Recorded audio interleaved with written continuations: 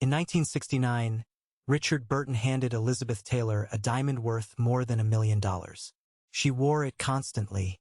She called it, half-joking, the only thing big enough to compete with him. 5 years earlier, she had nearly died. A tracheotomy scar ran across her throat. Proof of a pneumonia so severe doctors weren't sure she'd survive it. She survived. Then she walked onto a film set, met Richard Burton, and walked into the most consuming relationship of her life. This is the story of Elizabeth Taylor and Richard Burton. Two of the most famous people alive, married twice, divorced twice, and by both their own accounts, never fully free of each other. Burton called their life together a volcano. Taylor called their fights marvelous. What did that marriage actually cost her? Not in headlines. In her body, her health, the years she spent recovering from a love neither of them knew how to survive. By the end of this video, you'll understand exactly what that cost was, and why, decades after it ended, she still said she loved him until the day he died. This is Old Money Wives. Subscribe, there's more of this story to come. To understand what this marriage took from Elizabeth Taylor, you have to understand what she had before it, and how close she came to losing all of it just 1 year before she met Richard Burton. In 1961, Taylor was filming in London when she contracted a rare and severe form of pneumonia. It wasn't a minor illness. Doctors performed an emergency tracheotomy to keep her breathing. For a period of time, the question being asked around her hospital bed wasn't whether she'd recover quickly. It was whether she'd recover at all. She did. But she carried the scar from that tracheotomy for the rest of her life, visible in nearly every photograph taken of her afterward. A permanent reminder stitched into her own skin of how close the end had come. That same year, partly many believed because the industry was moved by a woman who'd nearly died, she won her first Academy Award for Butterfield 8. She had survived. And survival, by 1961, was something Elizabeth Taylor already had a great deal of practice doing. She'd been famous since childhood, a star at 12 years old in National Velvet, a film that also gave her a permanent spinal injury after a fall from a horse, an injury whose effects would follow her for the rest of her life, long before anyone had heard the name Richard Burton. She grew up inside the studio system at a time when child stars were treated less like children and more like contracts, told what to eat, how to dress, who to be photographed with. By the time most people her age were finishing high school, Elizabeth Taylor had already spent a decade being told who to be. And still, by 1962, she had built something that was genuinely hers. 3 marriages were already behind her by then. The first, to hotel heir Conrad Hilton Jr., lasted 9 months. The second, to actor Michael Wilding, gave her 2 sons. The third, to producer Mike Todd, ended not in divorce but in tragedy. Todd died in a plane crash in 1958, a loss Taylor later described as one of the defining griefs of her life. She married a 4th time to singer Eddie Fisher, in a union so controversial Fisher had left his wife, Debbie Reynolds, for her, that newspapers across the country called Taylor a homewrecker. She survived that too. By 1962, the scandal had mostly faded, replaced by the bigger story. Elizabeth Taylor, recovered from near death, an Oscar winner, about to star in the most expensive film ever made. What she believed, walking onto that set, was something she said plainly decades later, in an interview with Barbara Walters. When I have fallen in love, it's always ended up being a marrying kind of love, not a fling, not an affair. A marrying kind of love, the kind that was supposed to last. What walked onto that same set, already married to someone else, was a man who would test that belief more than any the 4 husbands before him combined. His name was Richard Burton. Welsh, the 12th of 13 children born to a coal miner, a man who had built himself, through sheer talent and sheer will, into one of the most celebrated stage actors of his generation. And according to his own diaries, written years later with the clarity that only hindsight provides, he knew exactly what kind of man he was bringing into Elizabeth Taylor's life. Elizabeth and I lived on the edge of an exciting volcano, he wrote. I'm not easy to be married to or live with. In 1962, on the set of Cleopatra, neither of them had that clarity yet. What they had instead was chemistry so visible, so immediate, that it became its own headline before either of them had said a single word about it publicly. Both were married to other people. Taylor to Eddie Fisher, Burton to his first wife, Sybil Williams, and both, by their own later accounts, genuinely tried to resist what was happening between them. "We did try and resist," Taylor said years afterward. "My marriage with Eddie was over, but we didn't want to do anything to hurt Sybil. They tried." And then, scene by scene on a film set in Rome, in front of a press corps that had never witnessed anything like it, they stopped trying. By the time Cleopatra finished filming, the affair was no longer a secret. It was a global scandal. Burton himself had a name for it: loose scandale. Taylor later said the condemnation reached as high as the Vatican itself, a level of moral outrage aimed at a film star that is almost impossible to picture today. According to multiple accounts, security around the production tightened during this period as the affair dominated headlines worldwide and threats against Taylor circulated. And the production itself was already a disaster before any of that. Cleopatra had begun filming in England in 1961, the same year Taylor nearly died of pneumonia. The illness shut the production down entirely. By the time filming resumed in Rome, the studio had already spent millions on footage it would never use, a director had been replaced, and the budget was spiraling toward what would become, in 2025 dollars, something north of $450 million. The most expensive film ever made at the time, a production so costly it nearly bankrupted 20th Century Fox outright. Taylor herself had been paid a record-setting $1 million for the role, the first time any actress had commanded that figure. She arrived already a survivor of near death, walked into a production already collapsing under its own weight, and then, in the middle of all of it, fell into the affair that would define the next 2 decades of her life. 3 catastrophes: her health, the film, and the relationship, all happening at once, all happening to the same woman, all at the same time. The woman who had walked onto that set recovering, hopeful, believing in a love that would finally last, had become, in the eyes of much of the world, the other woman in someone else's marriage. Again. And the man she'd fallen for came with a temperament that, even in his own later writing, he knew was dangerous to live beside. Neither of them turned back. Richard Burton never hid what he was. That single fact changes everything about how this story should be understood, because it means the cost that followed wasn't the result of deception. It was the result of 2 people seeing exactly what they were getting, and choosing it anyway because what came with it felt like nothing either of them had experienced before. By the early 1960s, Burton's drinking wasn't a rumor whispered in theater circles. It was simply a known fact about him, the way you'd know someone's height or accent. What separated Burton from other hard-drinking actors of his era was scale. He drank enormously, and for years, it didn't visibly stop him from delivering some of the most acclaimed stage performances of the 20th century. That combination, total dependence, and total functionality, is part of what made the danger so easy to miss from the outside. His own daughter, Kate Burton, has spoken about this directly, decades after his death. "Dad was an alcoholic," she said. "But in my entire 26 years with this man, until he died in 1984, I maybe saw him drunk 5 times. Read that carefully because it's not a contradiction, it's an explanation. A man can drink every single day of his adult life and almost never look drunk, if the drinking is constant enough to become his baseline. That was Burton. The volcano wasn't an occasional eruption. It was the ground they were standing on. What did Burton bring into Elizabeth Taylor's life, beyond the drinking? According to biographer Roger Lewis, their fights were physical. They would bash each other, Lewis wrote, describing a competitiveness between them that played out for years in front of hotel staff, film crews, and household servants. Burton himself never denied any of it. If anything, he documented it, almost with pride, in diaries that have since become one of the central sources historians use to understand this marriage. He didn't conceal the volatility. He narrated it. And what did the relationship give him? By every account, it gave Burton something his enormous talent alone had never bought him. Total, planet-wide fame, on a scale that matched hers exactly. Before Taylor, Richard Burton was a major star within the world of theater and film, respected, celebrated, but still operating within an industry.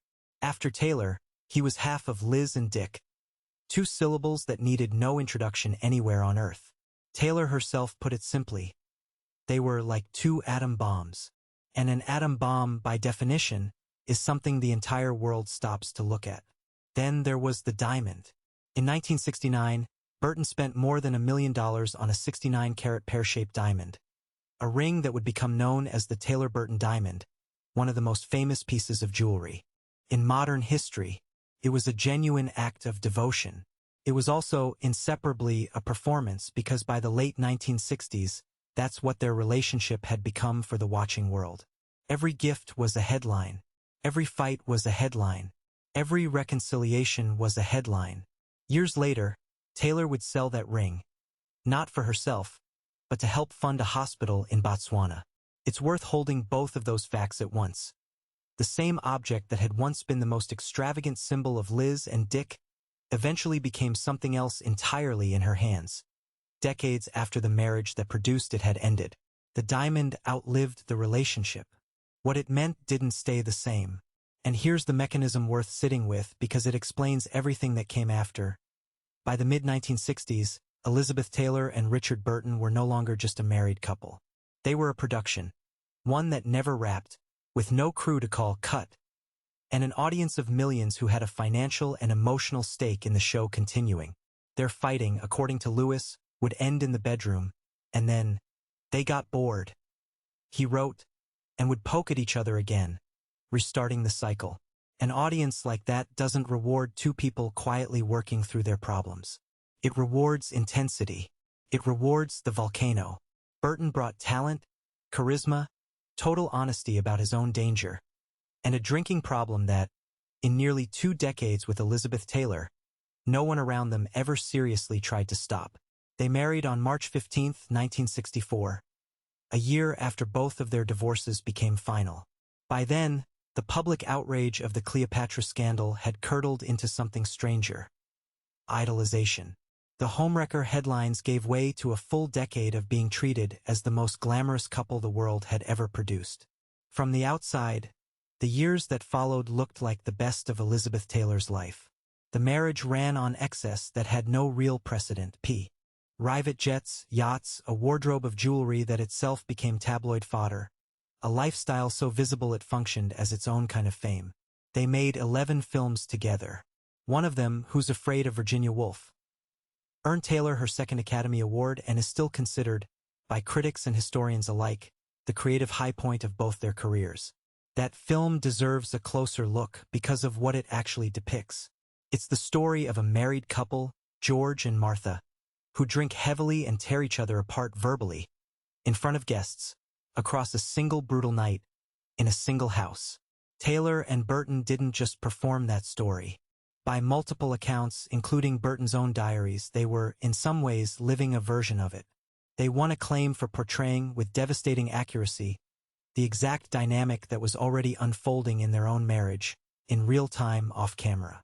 This is the part of researching this story that's hardest to sit with, because it would be so much easier to write Burton as simply the villain and Taylor as simply his victim.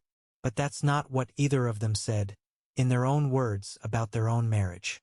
Burton wrote that he exploded violently about twice a year with Taylor. She would also explode, he added. It was marvelous. Marvelous. Not regrettable. Not something he wished had been different. From inside the relationship, by his own account, the explosions weren't a flaw in the marriage. For years, they were the marriage. According to Lewis, this went on for years, all in front of their servants and paid retainers. It was a very extreme relationship. What that meant, day to day, behind the diamonds and the film premieres, was a household where alcohol wasn't an occasional presence. It was a permanent third party at every dinner, every flight, every late night. Burton's drinking didn't escalate into the marriage. It was already there at the very beginning, present on the set of Cleopatra. Present at the wedding, present through a decade of films and headlines that the rest of the world experienced as glamour. And alongside it, quietly with far less documentation, because the world wasn't watching for it the way it watched for his, was Taylor's own dependency. Not primarily on alcohol, but on prescription medication. Painkillers and sedatives, the kind that were prescribed freely to a woman who had spent her entire adult life recovering from one injury or illness after another, going back to a riding accident at age 12. 2 dependencies under one roof, for a decade, both normalized by money, by fame, and by a worldwide audience that had decided years earlier that this couple's chaos was simply what passion looked like when it belonged to gods. There is a particular kind of loneliness in being watched by everyone and known by almost no one, and that, by most accounts, was the texture of daily life inside the marriage. Servants who saw the fights, crew members who saw the drinking, a press corps that saw everything except what any of it actually meant. Taylor and Burton were arguably the two most observed human beings on the planet during these years, and at the same time two of the most isolated, because everyone around them had a stake in the performance continuing exactly as it was. Consider what it meant to make 11 films together. That's not a footnote. That's a decade in which the two of them were almost never apart, professionally or personally, almost never working with anyone who didn't already know exactly who they were to each other. Most marriages have some separation built into them by default, different jobs, different routines, different rooms during the day. Taylor and Burton had almost none of that. They went to work together, and the work itself was often about couples in crisis. They came home together, to a household where the drinking that had shaped the day simply continued into the evening. There was no versio, and of time apart built into the structure of their lives at all, and for two people whose own description of their relationship was a volcano, that meant there was also no time when the volcano was simply dormant. It was always close to the surface, because there was never enough distance between them for it not to be. By the late 1960s, friends and colleagues who worked alongside them began to describe a kind of exhaustion setting in, not dramatic, not a single moment, but a slow accumulation of years spent at that pitch. The films together had once been a strength.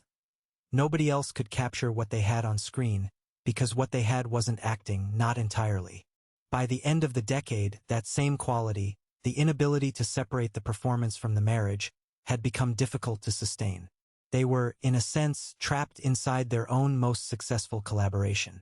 The thing that had made them famous together was also the thing that gave neither of them anywhere to go that wasn't, in some way, about the other one. This is the part of the story that gets the least attention, because it isn't glamorous, and because for decades almost no one was writing it down.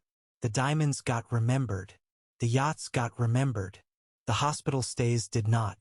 But Elizabeth Taylor's medical history, laid end to end, doesn't read like the biography of a movie star. It reads like a record of a body under siege for 50 years, and the years with Richard Burton sit directly inside that record, not as a turning point, but as a continuation of a pattern that never once paused to let her recover. Over the course of her life, Elizabeth Taylor underwent more than 20 major operations. Some of that began before Burton ever entered the picture: the spinal injury from National Velvet, the near-fatal pneumonia of 1961.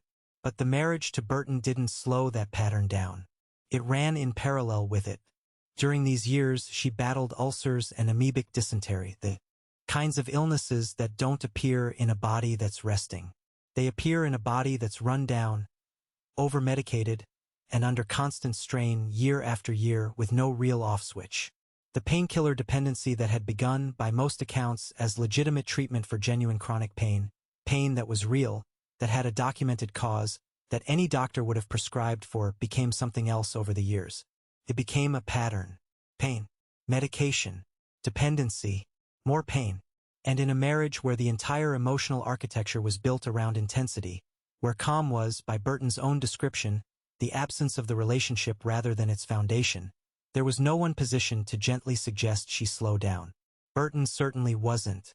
He had his own dependency to manage, or rather, not manage. Picture what an ordinary week might have looked like, based on everything both of them documented separately. A film set during the day, where both were expected to perform at the highest level regardless of how the previous night had gone. A house in the evening, where the drinking that had been present since morning continued, and where an argument could begin over almost nothing and escalate, by both their own admissions, into something physical. And medication quietly running underneath all of it for Taylor, not as an event, not as a single dramatic relapse, but as the constant, low hum of a body trying to keep functioning inside a life with no recovery built into it anywhere. That pattern would eventually catch up with her, but not for years. Decades after the Burton marriages ended, Taylor sought treatment at the Betty Ford Center, becoming one of its most famous early patients. Her openness about that treatment helped destigmatize addiction recovery for an entire generation of women who had spent their lives being told their dependencies were just nerves, just exhaustion, just the price of being a woman who felt too much. But here's the part that matters for this story specifically. That treatment came after Burton. The pattern that led to it, pain, medication, more pain, was already fully formed during the marriage. The marriage didn't create her health crisis. But for 10 years, it offered absolutely nothing that might have interrupted it either. Two people whose entire relationship ran on adrenaline were never, by definition, going to be the ones to suggest the other person needed rest. By 2004, 40 years after she married Burton the first time, Taylor was diagnosed with congestive heart failure, compounded by spinal fractures and the effects of scoliosis. The diagnosis left her nearly bedridden. In her final years in public, she needed a wheelchair to appear anywhere at all. You cannot draw a single straight line from a marriage that ended in 1974 to a heart diagnosis 30 years later. Bodies are more complicated than that, and so are lives. But you also cannot look at the full shape of it. A woman who nearly died in 1961, who then spent the next decade in a relationship that, by both partners' own description, ran exclusively on extremes, and call the two things unrelated. The ledger her body kept didn't start with Richard Burton. But for 10 critical years, nothing in that marriage ever made an entry in the other direction. There's a question worth asking directly here, because it's the question the glamour was always designed to deflect. What would Elizabeth Taylor's medical history have looked like if the decade between 1964 and 1974 had been spent recovering, rather than escalating? Nobody can answer that with certainty. But the shape of her life both before and after that decade gives some indication. Before Burton, her health crises were severe but largely isolated single events like the 1961 pneumonia, followed by recovery. After the second divorce from Burton, and especially after Betty Ford, her health stabilized for long stretches at a time, even as age inevitably brought new challenges. The decade in between, the Burton decade, is the one period of her adult life where the pattern was constant rather than episodic. Illness after illness, with no real gap between them, in a household that had no mechanism for slowing down even when one of its two occupants was visibly unwell. By 1973, after nearly a decade of marriage, the volcano Burton had written about with such fondness had stopped producing anything either of them experienced as marvelous. The marriage ended in divorce in 1974 after 10 years, at that point the longest marriage either of them had ever had. For a moment, it looked like the story was simply over. Both moved on. Taylor remarried within 2 years, to U.S. Senator John Warner.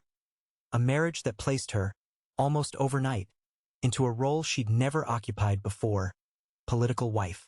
By her own later accounts, she found that role stifling in a way the chaos with Burton, for all its damage, had never managed to be. The volcano, whatever else it was, had never been boring. And here is the detail that complicates any simple version of this story, the one that should make you pause before assuming the divorce was the moment everything got better. The years immediately after, when Taylor was technically free of the marriage that had run on crisis for a decade, were not necessarily healthier ones.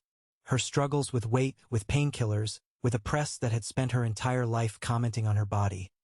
None of that ended when the marriage did. If anything, without the singular, all-consuming intensity of Burton, those struggles became more visible, more written about, more mocked, by a media that had once idolized her, and now seemed almost disappointed she hadn't simply remained a goddess forever. There's something worth pausing on here. A decade of crisis had at least given her a shape, wife of Richard Burton, half of the Burtons, a role the entire world recognized instantly. Without it, what she was left with, was just herself, a woman in her 40s with a damaged spine, a dependency that had never been addressed, and a body of work that the press increasingly discussed in the past tense. The marriage had been destructive. It had also, paradoxically, been the most stable identity she'd had since childhood. It's worth being precise about what stable meant in that context, because it's easy to misread. The marriage to Burton was not stable in the sense of being calm, predictable, or safe. By every account, it was the opposite of all three. What it offered instead was continuity. For 10 years, no matter how bad a given week was, there was no question about who Elizabeth Taylor was in relation to the world. She was one half of the most famous marriage on the planet, and that fact didn't change from one crisis to the next. The fights didn't end the marriage. The drinking didn't end the marriage. Even the public scandal that had launched it didn't end it. For a woman whose entire life, since childhood, had been defined by other people's decisions about who she was. The Burtons was at least a role she had chosen for herself, even if she hadn't fully understood what choosing it would cost. When that ended, what she stepped into next, the marriage to Senator Warner, was, on paper, the opposite of the Burton years in every way. Respectable, political, quiet. And by Taylor's own later accounts, that quiet didn't feel like relief. Felt like erasure. The woman who had spent a decade as half of a global spectacle was now expected to stand a few steps behind a man giving speeches in Virginia, smiling for photographs that were about his career, not hers. The volcano had been exhausting. The silence that replaced it, it turned out, was its own kind of cost. Then, less than a year after the divorce was finalized, something happened that the tabloids of the time treated as the ultimate romantic twist, and that, looked at now, reads less like a twist and more like two people returning to the only emotional language they'd ever fully shared. Elizabeth Taylor picked up the phone and called Richard Burton. She asked him one question, directly. "Do you think we just made a terrible mistake?" They remarried in 1975. They divorced again less than a year later. If the first marriage had been a decade-long demonstration of exactly how much two people could survive together, the drinking, the fighting, the diamonds, the headlines, the second marriage was the proof of what happens when you try to recreate that without any of the conditions that produced it. The chemistry was still there. So was the drinking.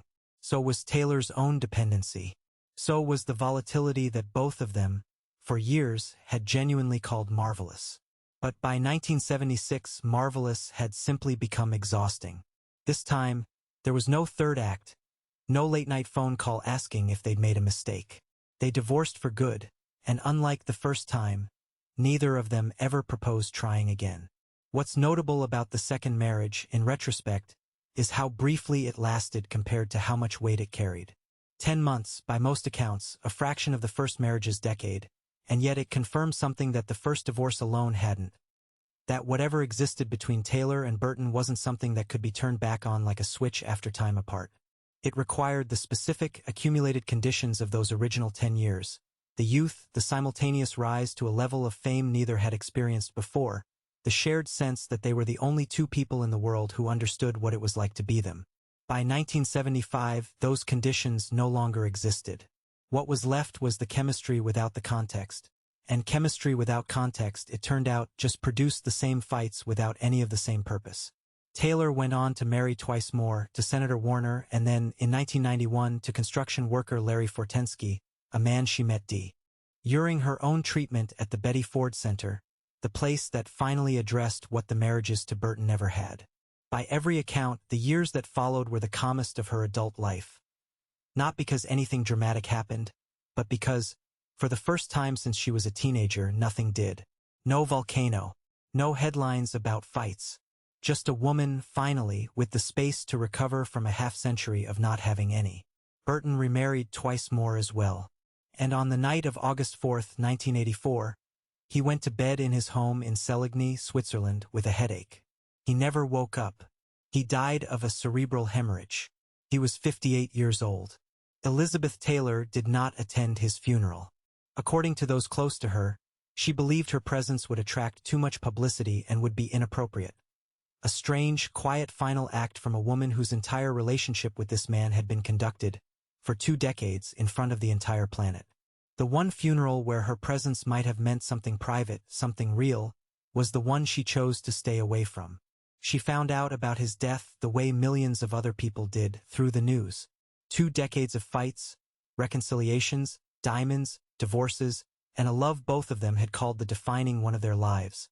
And it ended with Elizabeth Taylor, alone, hearing it on a broadcast like everyone else.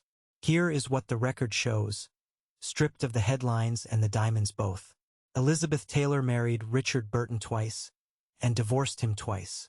Across the years of that relationship, her dependency on prescription medication, present before Burton, never once interrupted by him, continued without intervention.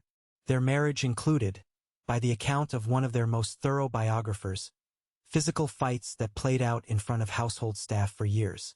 By the time she reached her 70s, Taylor's body carried the cumulative weight of more than 20 major surgeries, congestive heart failure, and a spine so damaged she could no longer appear in public without a wheelchair.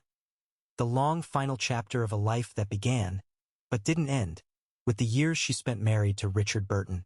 And yet, I was still madly in love with him until the day he died, Taylor said. She said this decades after their second divorce, long after the marriage had ended, long after she had built an entire second act for herself. In the 1980s, as the AIDS crisis devastated a generation and most of the world's most famous people stayed silent, Taylor became one of the first major celebrities to speak publicly about it, co-founding what would become the American Foundation for AIDS Research and using her name, the same name that had once meant only scandal and diamonds, to raise hundreds of millions of dollars for research and care at a time when almost no one else with her platform would touch the subject. It was a chapter of her life that had nothing to do with Burton at all, and that arguably did more lasting good than anything either of them accomplished together. The love hadn't needed the marriage to survive. If anything, away from the marriage it survived better because for the first time it didn't have to compete with the volcano for room. What this story doesn't have, in the end, is a villain in any simple sense. Richard Burton never hid what he was. He wrote it down himself, called it a volcano, called the explosions marvelous, and by every account meant it sincerely. Elizabeth Taylor never claimed she hadn't known what she was walking into. What the record actually shows is two people whose chemistry was completely real, and whose appetite for intensity was so perfectly matched that neither one, from the inside, ever had a reason to wish it were calmer. The cost of that match was paid almost entirely by her body. Not in one dramatic moment but across decades, in a tracheotomy scar that predated him, in painkillers that ran aloe. Alongside the marriage and outlasted it by 30 years, in a heart and a spine that finally, slowly gave out. She survived all of it. She outlived him by 27 years. She built a second life he never saw any part of, and by most accounts, did more good in that second life than the entire Liz and Dick decade ever produced, not despite what she'd been through, but because of what surviving it had taught her. And at the very end, asked about the man who had been, by any honest accounting, one of the most destabilizing forces her life ever produced. She didn't talk about the fights or the drinking or what it had cost her. She said she loved him, until the day he died.